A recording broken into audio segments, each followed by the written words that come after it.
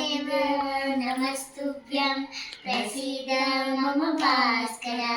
दिवाकर नमस्तुभ्यं प्रभाकर नमोऽस्तुते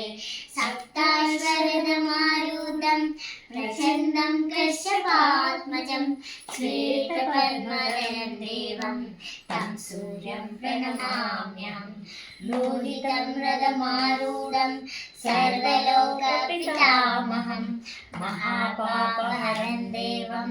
तं सूर्यं प्रणमाम्यहं त्रैगुण्यं च महाशूरं ब्रह्मविष्णुं महेश्वरं महापापहरं देवं तं सूर्यं प्रणमाम्यहं गृहीतं तेजसां पुण्यं वायुराकाशमेव च प्रभुश्चं सर्वलोकानां तं सूर्यं प्रणमाम्यहं बन्धूकपुष्पसङ्काशं हारकुण्डलभूषितं एकचक्रधरं देवं तं सूर्यं प्रणमाम्यहं विश्वेशं विश्वकर्तारं महातेजप्रदीपनं महापापहरं देवं तं सूर्यं प्रणमाम्यहं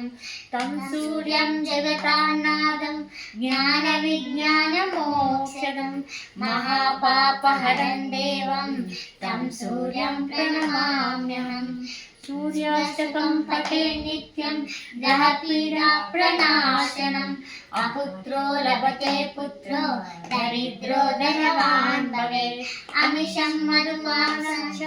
यत्करोति रवेर्दिने सप्तजन्म भवेद्रोगी जन्म जन्म दरिद्रता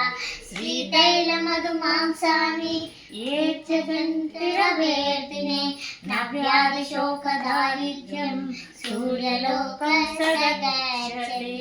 इति श्री शिवोष्टकं श्री सूर्याष्टकं सम्पूर्णम्।